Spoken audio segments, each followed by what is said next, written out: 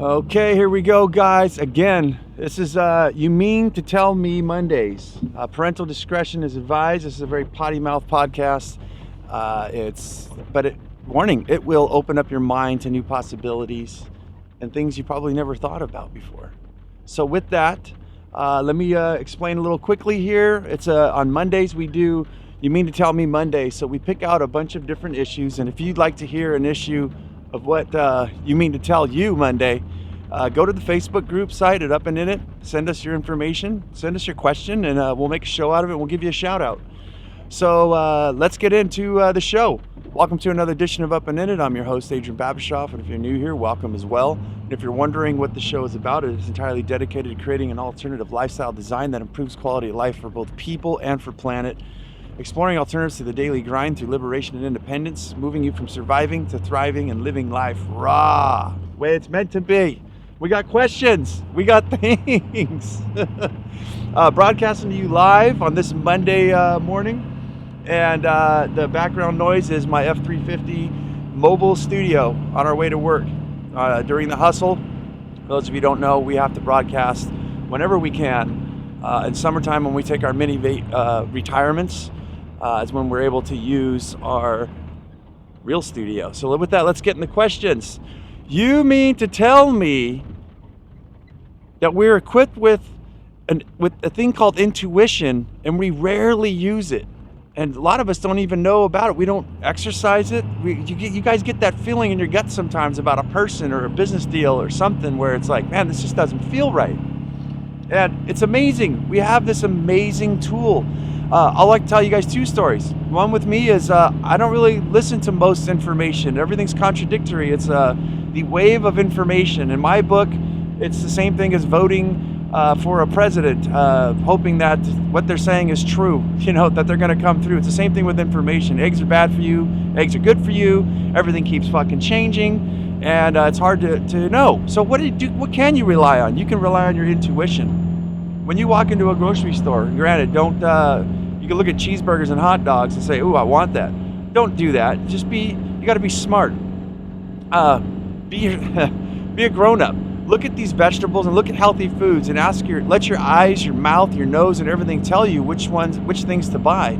Your body knows the cravings of what it needs. It senses that there's certain vitamins and stuff. That's called intuition. I'd like to tell you guys a grand story is when my first daughter was born. And it was a C-section. It was 33 hours, I think, in intensive labor. And they finally had to do a C-section. The ex-wife was bleeding pretty bad. She was left in a room by herself. And I stepped out with my mother and my mother-in-law. And I was very far away. I was at the bottom of the stairs outside, and I could sense something. And I knew she was calling for me. And I ran to that room, and she said, thank you so much. I was calling you with everything that I had in my body. And it was a magical moment where I went and got a nurse. I was like, hey, look, she's bleeding. She said she's pushing the button and nobody was answering. She was just locked in this room by herself, and I sensed it. That's something between me and her, a story that most people probably won't believe, but her and I both know what happened that, I think it was that night. So intuition, guys, use it. There's some beautiful stuff there. Next. You mean to tell me that certain things that we deemed as drugs in the past are now cognitive enhancing things that are making people fucking smarter, designing computers such as mushrooms? Now, granted, I don't know if it's for everybody, but it's called microdosing. And if you don't know about it, I think it was Elon Musk.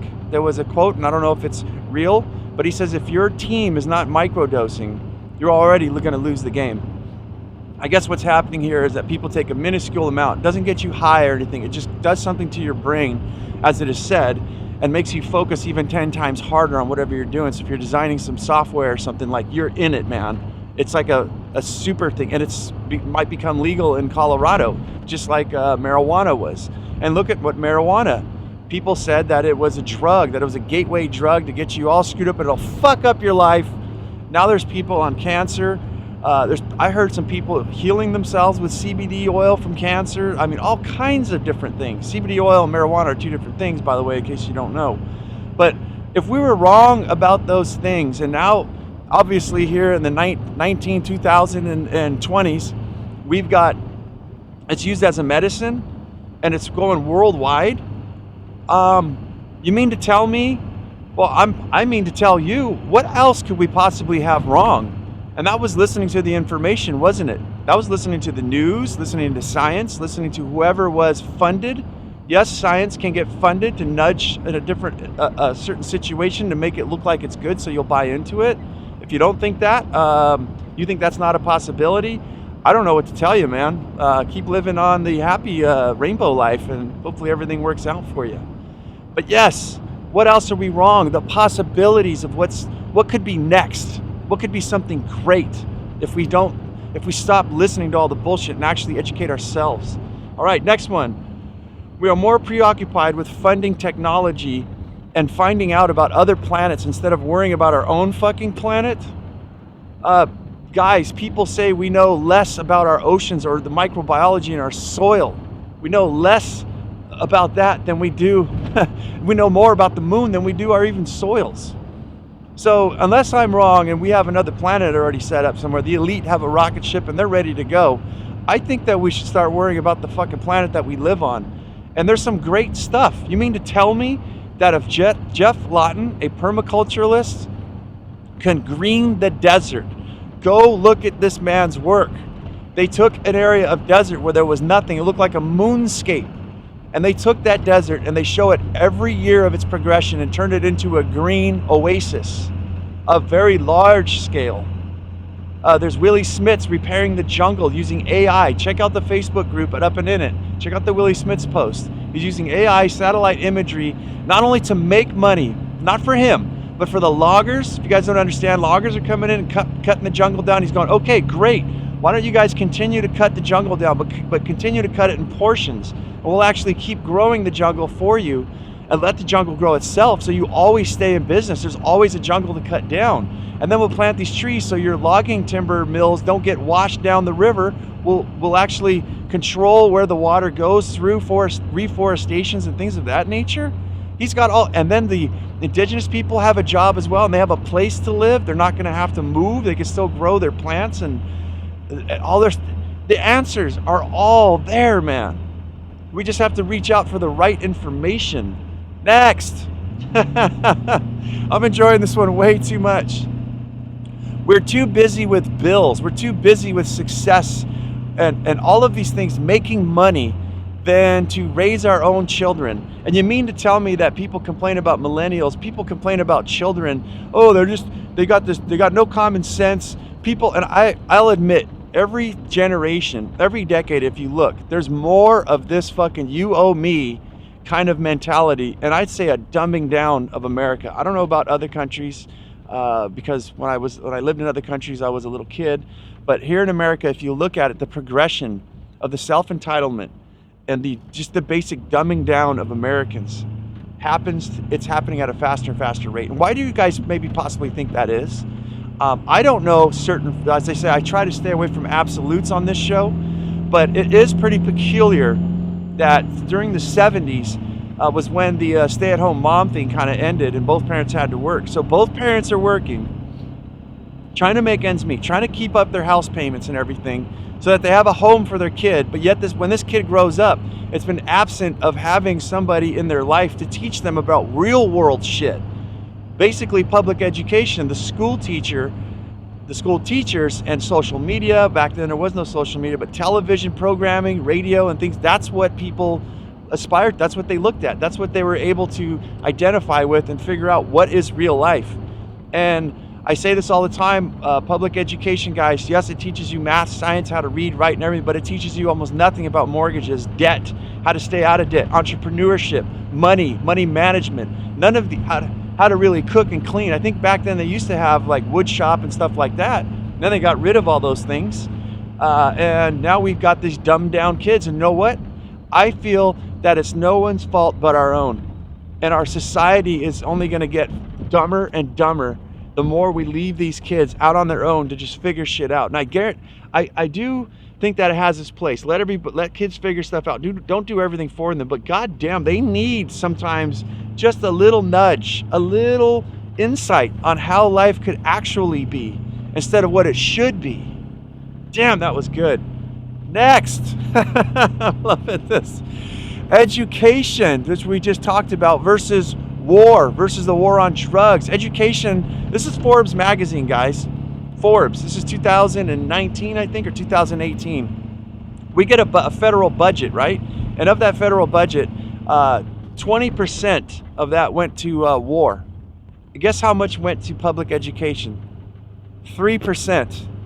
So maybe we have the fight on crime, and granted, yes, how could you educate your kids if they are being invaded or there's drug wars and stuff going on? But don't you think that we should invest a little bit more money than just 3% of our federal budget?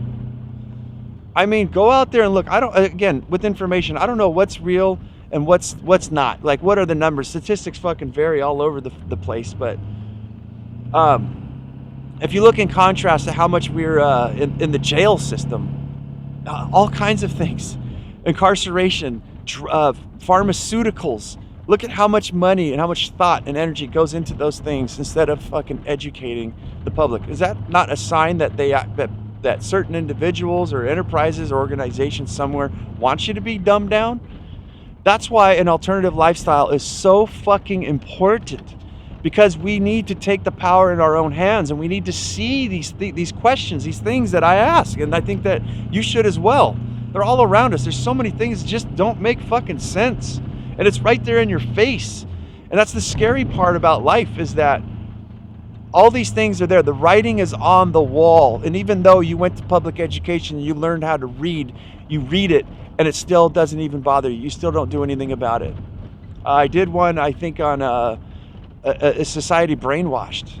Are we brainwashed? Are we so set that we want our conveniences that end up being a giant inconvenience for us, for ourselves now, for our planet, for our future generations, completely inconveniencing them to the point where, imagine we have no fucking planet to live on because we fucked it up. That's what they're saying. They're also saying that we have global warming. I know I'm going off on a rant here, but I saw a peculiar show that changed my thought on that. It was from Graham Hancock and Randall Carlson on the Joe Rogan show, and they were showing that by drilling into the ice in Greenland, I think, or Antarctica, they could actually tell from thousands and thousands of years ago what the temperatures were, what the CO2 levels and everything were. And guess what?